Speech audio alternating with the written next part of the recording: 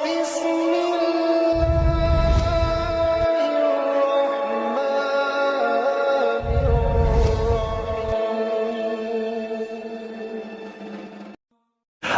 bersabda, ma at'amta nafsaka fahuwa laka shadaqah. Tidaklah kamu memberikan makan kepada dirimu sendiri, menafkahi dirimu sendiri, fahuwa laka shadaqah, kecuali itu bernilai sedekah. Jadi mencari nafkah untuk kepentingan dirinya sendiri, supaya dia menjadi anak yang soleh, berbakti kepada orang tua, tidak lagi bergantung kepada orang tuanya karena dia sudah dewasa, sudah berpendidikan. Itu bisa bernilai sedekah untuk dirinya sendiri, belum untuk orang lain. Bukan lagi zamannya, apalagi di zaman modern ini ya, kita bergantung kepada orang tua. Kita kuliah masih banyak kan yang masih bergantung kepada orang tua. Pekerjaan yang awalnya boleh, yang awalnya halalan thayyibah, bisa berubah tidak berpahala, bahkan bisa berdosa kalau caranya tidak benar. Misalnya apa? Tidak amanah, tidak jujur, menyalahgunakan kewenangannya karena mumpung dia pejabat, melakukan korupsi, bahkan nepotisme. Tahun 98, ingat, anak-anak kita yang turun ke jalan jadi mahasiswa itu, salah satu tuntutan utamanya adalah bagaimana negara ini dikembalikan kepada kondisi di mana penyelenggaraannya itu bersih dari KKN. Jangan sampai kita jadi pejabat itu melakukan KKN. Yang awalnya kita niatkan halalan thayyibah, ini pekerjaan halal dan thayyib, tapi bisa berubah karena kita tidak jujur, kita tidak amanah, kita KKN. Barang siapa yang berjualan kemudian wabayana dan menjelaskan detail jualannya itu, mana yang baik, mana yang kurang baik, mana yang cacat juga dijelaskan, burika fi baihi, diberkahi, dapat barokah.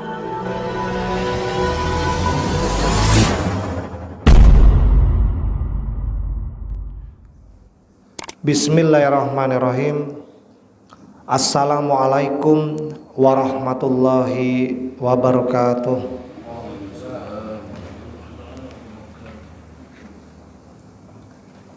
Innal hamdalillah nahmaduhu wa nasta'inuhu wa nastaghfiruh wa natubu ilaih. Wa na'udzu billahi min shururi anfusina wa min sayyiati a'malina. May yahdihillah fahuwal muhtad wa may yudlil fala hadiyalah.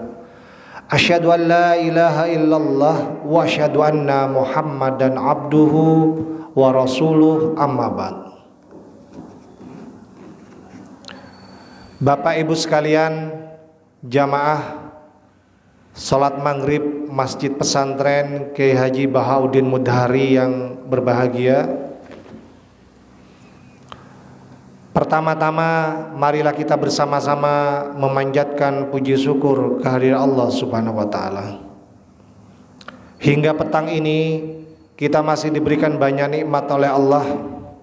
Nikmat sehat, alhamdulillah semua kita dalam kondisi sehat walafiat. Nikmat kesempatan, alhamdulillah di tengah-tengah kesibukan kita dengan urusan duniawi, kita masih berkesempatan untuk tetap istiqomah beribadah berjamaah di masjid kita ini. Kita berharap semoga apa yang kita laksanakan pada petang ini bisa menjadi amal ibadah yang diterima oleh Allah Subhanahu wa taala, bisa menjadi amal bekal kita kelak ketika menghadap Allah Subhanahu wa taala. Dan yang tak kalah pentingnya, pada petang ini kita juga bisa istiqomah mengaji bersama ya. Harapannya ilmu yang kita dapatkan pada setiap malam Jumat ini atau di malam yang lain bisa bermanfaat untuk kita, dengan harapan bisa kita amalkan dalam kehidupan sehari-hari. Bapak Ibu sekalian jamaah salat maghrib yang berbahagia, salawat serta salam marilah kita juga sampaikan kepada junjungan kita Nabi Muhammad SAW, kepada keluarganya, kepada para sahabatnya, dan juga kepada semua umatnya, yang tetap memegang teguh ajarannya hingga akhir zaman nanti. Bapak Ibu sekalian, jamaah sholat maghrib yang dimuliakan Allah, setiap hari kita itu bekerja mencari uang. Kalau saya boleh bertanya, selama satu hari berapa jam waktu yang kita habiskan untuk bekerja mendapatkan uang?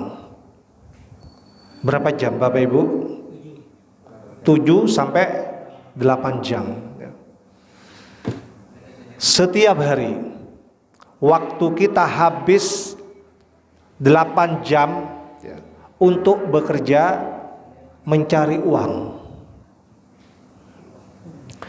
Kemudian yang kedua, berapa jam kita sholat selama sehari semalam?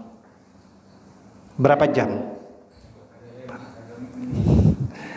Atau saya keliru ya? Berapa menit? Satu kali sholat berapa menit? 5 menit. 25 menit. Ditambah dengan sholat-sholat yang lain, ya 1 jam. Kira-kira satu jam. 1 jam selama sehari semalam waktu kita untuk sholat, untuk ibadah. Berarti setiap hari kita ini lebih banyak uangnya atau lebih banyak pahalanya?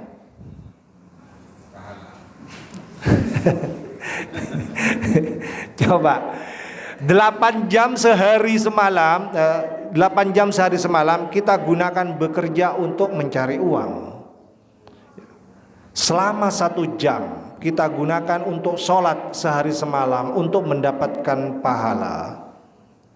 Berarti setiap hari kita ini lebih banyak dapat uang atau lebih banyak dapat pahala? Banyak uang. Bapak Ibu sekalian, jamaah yang berbahagia, jarang orang memperhatikan yang seperti ini, jarang sekali. Tapi kita mencoba memperhatikan supaya kita ini nggak rugi. Hidup kita itu yang sangat terbatas ini tidak rugi. Semestinya ya, semua apapun yang kita lakukan di dunia itu harus bernilai ibadah dan mendapatkan banyak pahala. Semestinya. Jangan mau hanya mengandalkan sholat yang cuman 1 jam sehari semalam itu berapa pahalanya? Jangan hanya mengandalkan zakat, puasa, haji. Rugi kita itu. Sangat rugi. 8 jam itu kalau per hari berarti 1/3, benar nggak? 1/3. 8 jam itu 1/3 dari waktu yang kita habiskan selama sehari semalam. Kalau usia kita sekarang 60 tahun, berarti 20 tahun kita itu bekerja untuk mencari uang. Uangnya masih banyak. 20 tahun kita bekerja untuk mendapatkan uang. Kalau usianya sudah 60 tahun. Tidur berapa jam? Tidurnya berapa jam? Ya kurang lebih segitu juga. Berarti 20 tahun kita itu tidur, ya kan? Bapak Ibu sekalian yang berbahagia, sekali lagi jarang-jarang orang memperhatikan sampai sedetail-detailnya kehidupan kita seperti itu. Tapi kita kan tidak mau jadi orang yang rugi karena kita hidup sementara di dunia.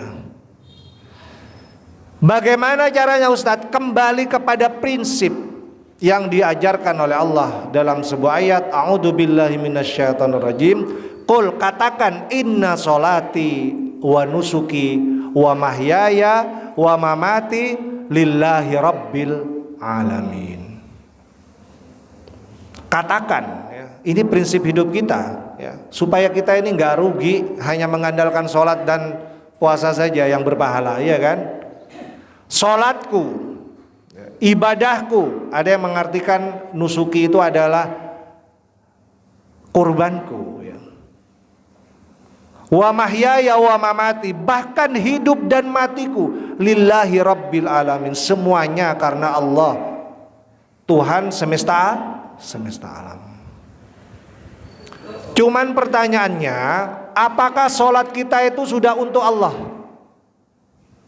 Yang tadi 1 jam itu, 1 jam selama sehari semalam, apakah sudah untuk Allah? Apakah ibadah kita itu sudah semuanya untuk Allah? Apakah hidup kita, ya, setiap hari kita itu bekerja, ya, apakah semuanya itu sudah untuk Allah semua? Itu pertanyaannya. Bapak Ibu sekalian jamaah yang berbahagia, kalau semuanya untuk Allah, maka kita termasuk orang yang beruntung, karena semuanya akan bernilai ibadah, semuanya akan berpahala. Oleh karena itu, pada waktu yang sangat singkat ini, ya, kita perlu tahu bagaimana caranya supaya kerja kita yang 8 jam per hari itu bisa berpahala. Bagaimana caranya, Ustaz? Supaya kita ini tidak hanya mengandalkan sholat di masjid ini atau puasa setahun sekali. Rugi kita kalau hanya mengandalkan itu saja untuk mendapatkan pahala. Kenapa yang 8 jam itu kita bisa jadikan sarana untuk mendapatkan banyak pahala? Itu menurut saya yang sangat penting. Bagaimana caranya? Paling tidak ada 3, ya. Gak apa-apa saya pakai caranya anak kuliahan saja, ya, supaya pikiran kita lebih tertata gitu, ya. Paling tidak ada 3 hal yang harus kita perhatikan supaya kita bekerja mencari nafkah itu bernilai pahala. Apa saja itu, Ustaz? Yang pertama, apa pekerjaannya? Kemudian yang kedua, apa niatnya? Niat kita bekerja itu apa? Dan yang ketiga, bagaimana caranya, ya, kita bekerja itu? 3 hal itu harus kita perhatikan supaya kita bekerja mencari nafkah setiap hari 8 jam itu bisa mendapatkan banyak pahala, bernilai ibadah di hadapan Allah Subhanahu wa taala. Jamaah yang berbahagia, saya ingin kita berpikir lebih praktis, tidak hanya teoritis, ya, supaya bisa diamalkan langsung dalam kehidupan kita sehari-hari. Karena ngaji yang baik seperti itu, ya. Jadi bukan hanya teori, tahu ayatnya, tahu hadisnya, lebih dari itu akan lebih baik mengaji kita itu kalau langsung kita praktekkan dalam kehidupan sehari-hari. Supaya pekerjaan kita setiap hari yang 8 jam itu bernilai ibadah dan berpahala, paling tidak harus memperhatikan 3 hal itu. Dalam waktu yang sangat singkat, ayo kita bersama-sama bahas itu. Yang pertama adalah apa pekerjaannya, supaya pekerjaan itu bisa bernilai ibadah dan kita bisa mendapatkan banyak pahala dari pekerjaan kita itu. Apa pekerjaan yang bisa kita jadikan sarana untuk mendapatkan banyak pahala? Kalau katanya anak muda sekarang, pekerjaan apapun Ustadz yang penting halal. Itu benar nggak? Benar nggak? Benar itu. Jadi ungkapan yang sangat populer yang disampaikan oleh anak-anak muda kita itu benar itu, ya. Saya tegaskan di malam ini. Jadi kalau ada yang mengatakan apapun pekerjaannya yang penting halal, itu sudah benar itu. Dan itu sangat populer, tergantung bagaimana kita memahaminya kemudian mengamalkannya dengan benar. Allah berfirman, a'udzubillahi minasyaitonirrajim, ya ayyuhan nas, wahai manusia, kullu mimma fil ardi halalan thayyiba. Itu ayatnya. Wahai manusia, silakan makan apa saja yang ada di muka bumi itu, ya, tetapi harus dengan cara yang halal dan baik.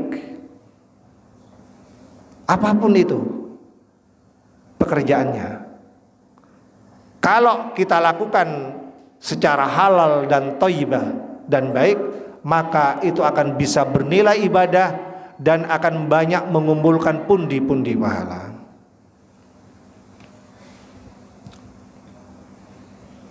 Berangkat jam 7 ke kantor, itu halal dan baik? Baik, itu halal Ustadz, halal. Kita berjualan pagi-pagi berangkat ke pasar, itu juga halal, bisa bernilai ibadah. Bahkan mohon maaf ya, sekedar kita sebagai petani atau anak petani mengembala kambing ya, atau memelihara sapi,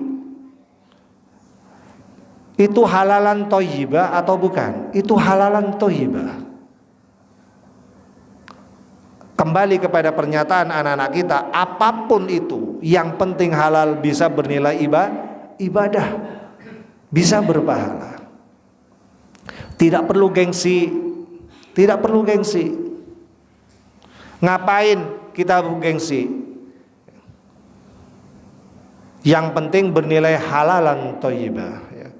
Rasulullah itu pernah bersabda, ma ba'atsallahu nabiyyan illa ra'al ghanam. Tidaklah Allah itu mengutus para nabi itu ya.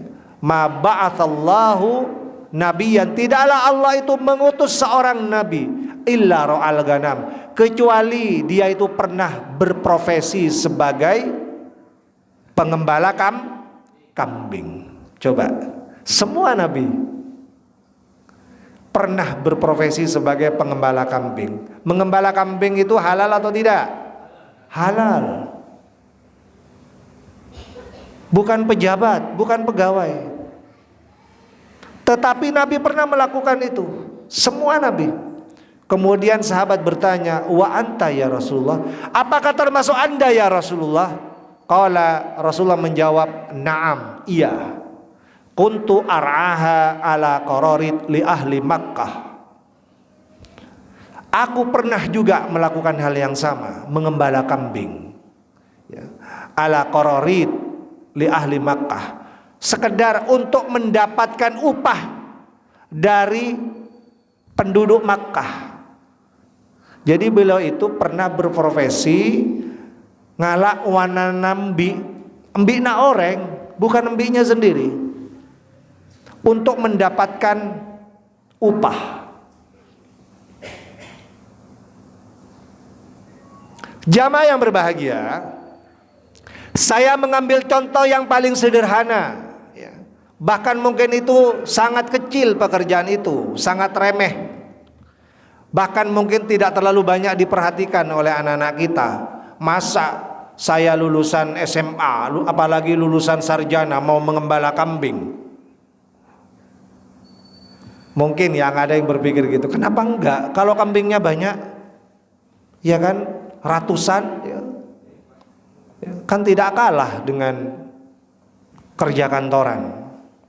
Saya punya teman, bukan kambing, ayam, tapi ribuan.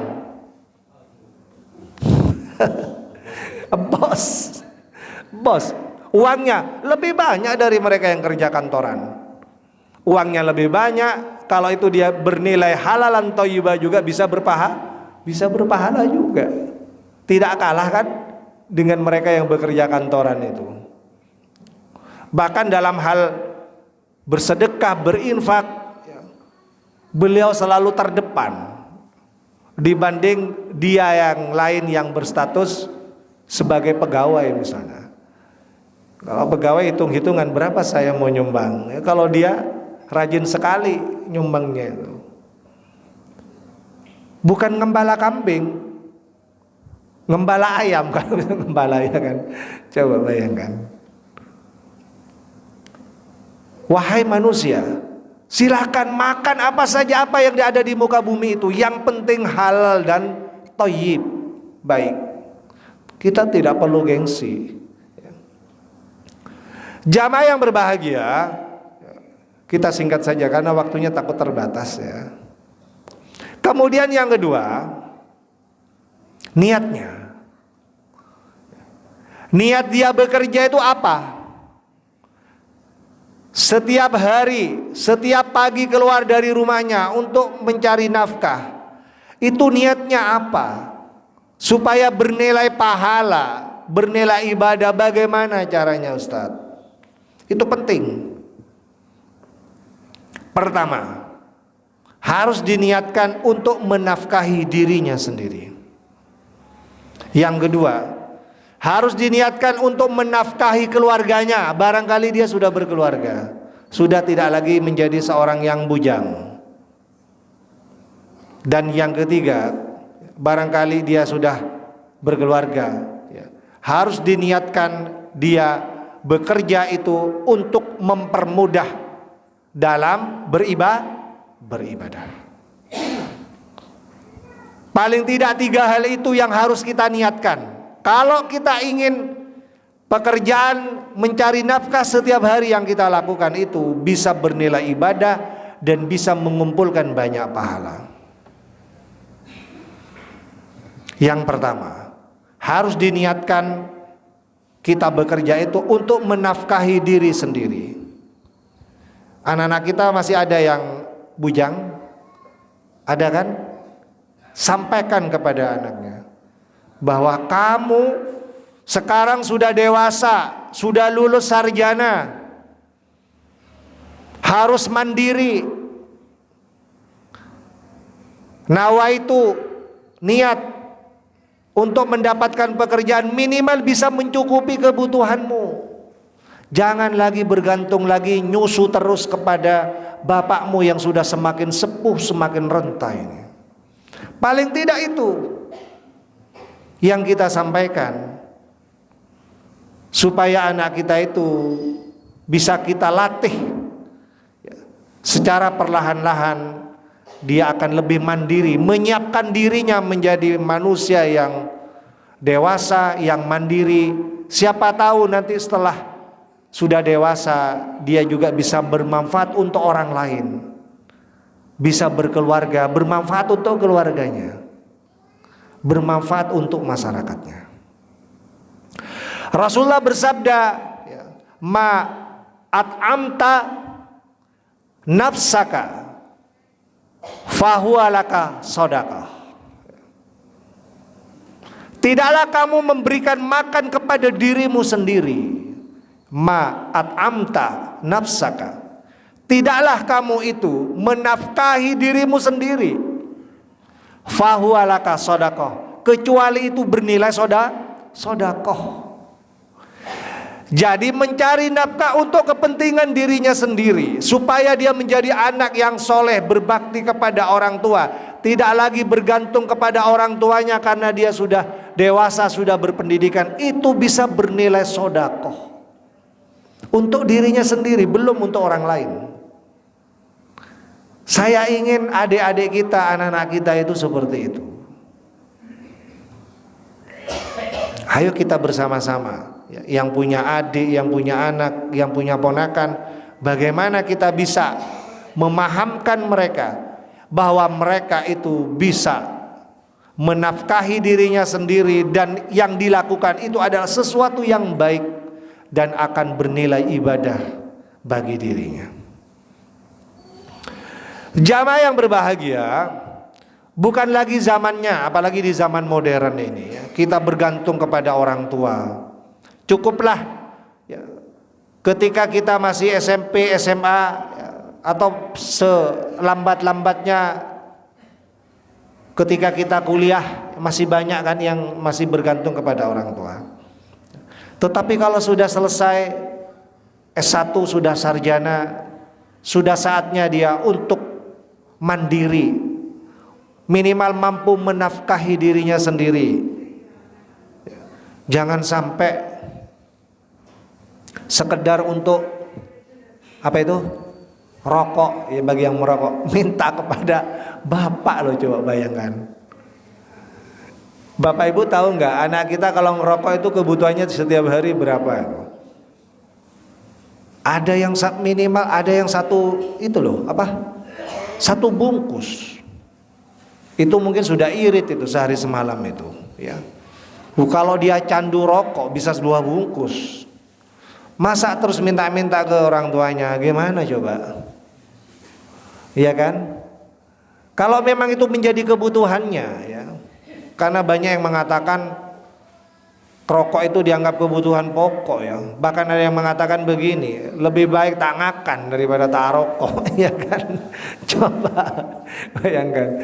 Nah itu kebutuhannya, masa dia nggak bisa mencukupi kebutuhannya sendiri, ya kan? Nggak usah lah terus-terusan minta kepada orang tua, apalagi untuk merokok, ya kan? Jamaah yang berbahagia, kemudian yang kedua, harus kita niatkan mencari nafkah setiap hari itu untuk keluarga kita, terutama bagi yang sudah berkeluarga. Harus diniatkan. Keluar rumah, berangkat jam 7 menuju kantornya masing-masing atau menuju pasar, menuju tokonya, itu dalam rangka untuk mencari nafkah untuk keluarganya. Ini bagi yang sudah berkeluarga, ya. Dia sudah tidak lagi memikirkan dirinya sendiri, sudah mulai berpikir untuk orang lain. Minimal dia sangat berarti, bermakna bagi keluarganya. Rasulullah pernah bersabda, membuat perbandingan empat hal. Yang pertama adalah dinarun anfaqtahu fi sabilillah. Uang yang digunakan untuk perjuangan di jalan Allah. Dinarun anfaqtahu fi sabilillah. Uang dinar yang kamu infakkan untuk fi sabilillah. Itu yang pertama. Kemudian yang kedua, dinarun anfaqtahu, uang yang kamu infakkan fi raqabatin. Fi raqabatin, apa itu? Untuk memerdekakan hamba. Karena pada waktu itu ada hamba sahaya. Dan yang ketiga, dinarun tasaddaqta bihi ala miskin. Uang yang kamu sedekahkan untuk fakir miskin. Dan yang terakhir, wa dinarun anfaqtahu ala ahlihi. Uang dinar yang engkau infakkan kepada keluarganya. Dari 4 itu, yang mana yang paling besar ganjarannya wahai Rasulullah? Masih ingat 4 tadi apa saja? Uang yang kita berikan untuk fisabilillah, uang yang kita berikan untuk pembantu kita, atau misalnya untuk, kalau di zaman itu untuk memerdekakan hamba sahaya. Yang ketiga, uang yang kita sedekahkan untuk fakir miskin. Dan yang keempat, uang yang kita infakkan, yang kita nafkahkan untuk keluarga kita. Mana yang paling besar pahalanya kira-kira Bapak Ibu? Hah? Dari 4 itu, apa jawaban Rasulullah? Ada yang sudah pernah baca hadisnya? Keluarganya. Rasulullah mengatakan, a'zamuha ajran, paling besarnya pahala dari 4 itu, alladzi anfaqtahu ala ahlika, adalah apa-apa yang kamu infakkan untuk kepentingan keluargamu. Paling besar ganjarannya, paling besar pahalanya. Itu harus kita niatkan. Yang kedua adalah untuk mencari nafkah bagi keluarga kita, supaya pahalanya semakin bertambah, ganjarannya semakin bertambah. Bapak sekalian, kalau ngasih nafkah banyak enggak sama keluarganya?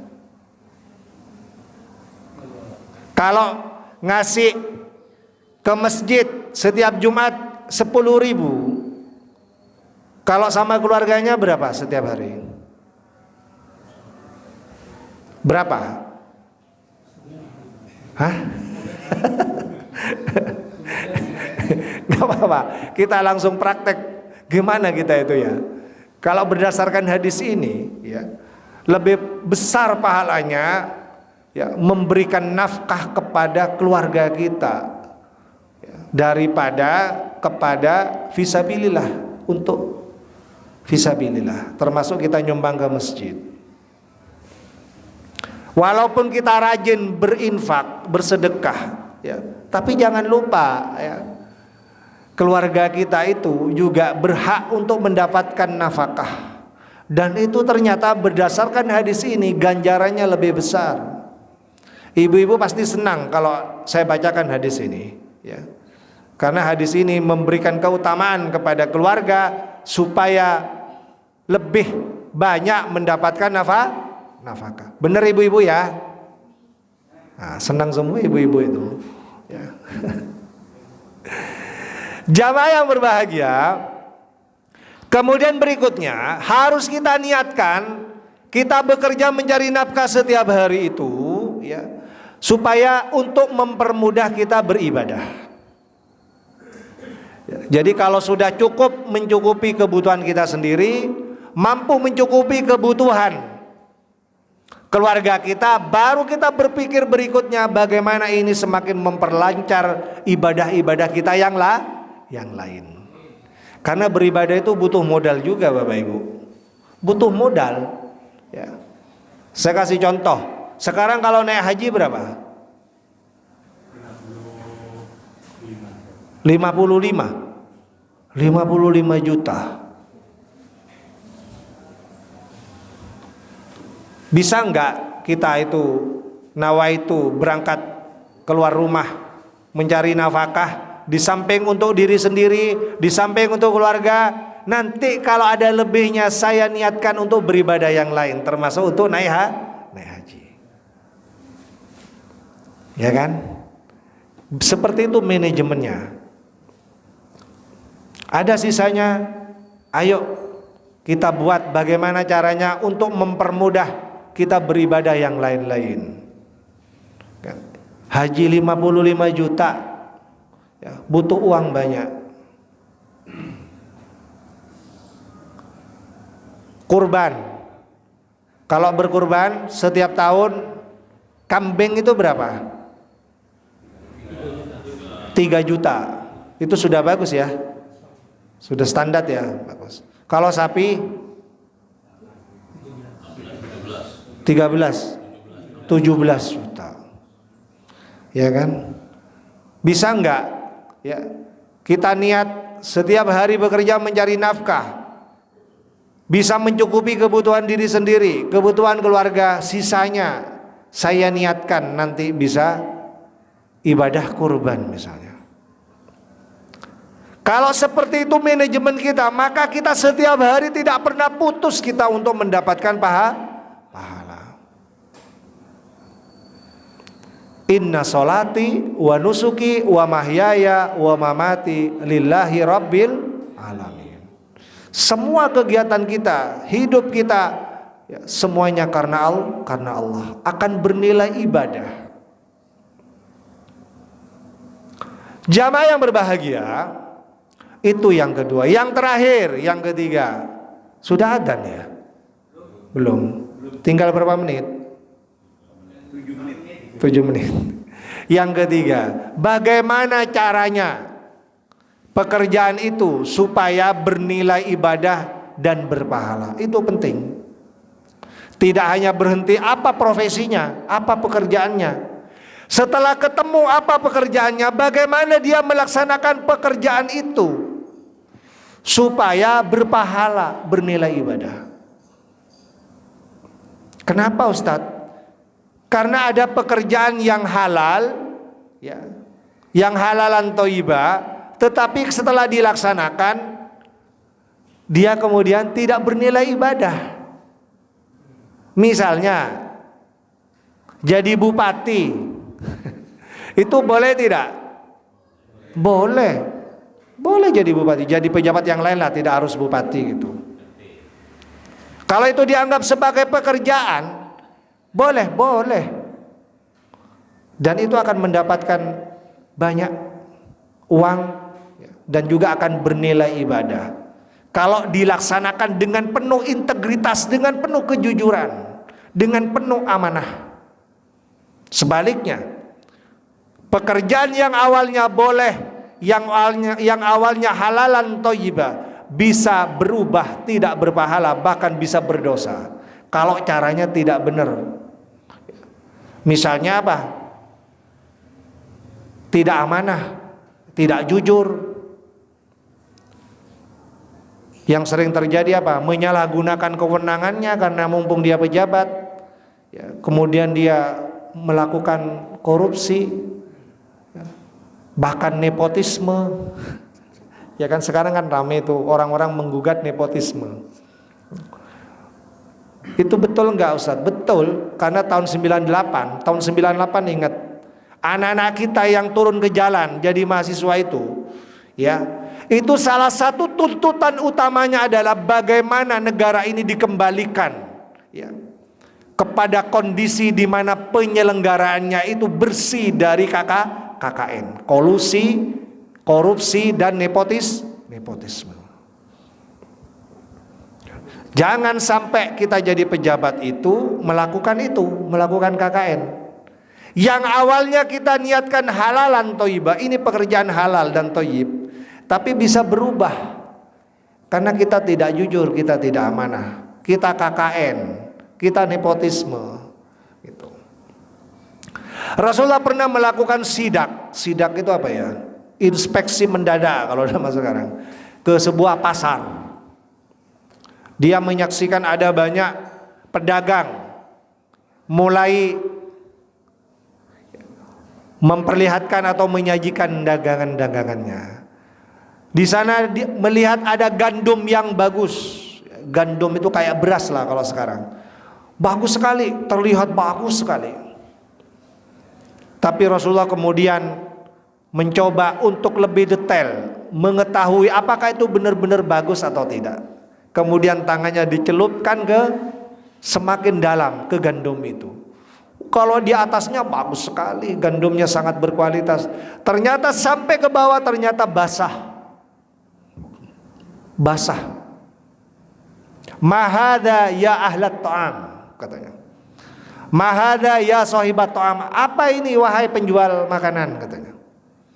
Kok di bawah ini basah? Kemudian dia menjawab, iya Rasulullah, kena hujan, belum kering. Itu alasannya. Apa kata Rasulullah? Pisahkan yang kering itu dengan yang basah. Jangan dicampur-campur. Artinya apa? Rasulullah itu menghendaki cara bekerja kita, cara berdagang kita itu bersih. Kalau memang kualitasnya bagus, kumpulkan dengan yang bagus. Jangan kemudian berbuat curang, ya, menyelipkan yang jelek-jelek juga dimasukkan kepada yang bagus-bagus. Kemudian Rasulullah bersabda, man ghasya falaisa minni. Barang siapa yang menipu, falaisa minni, maka dia bukan termasuk golonganku. Ya. Itulah pentingnya cara. Dan cara itu menentukan apakah itu bernilai ibadah dan berpahala atau sebaliknya, ya, itu bisa bernilai dosa, ya, karena dianggap menipu.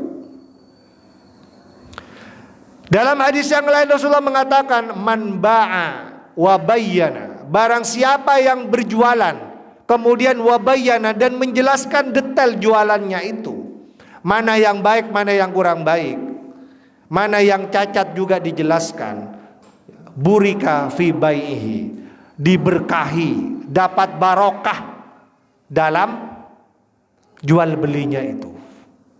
Jadi kalau ingin jual beli kita itu mendapatkan barokah, jadilah penjual yang baik.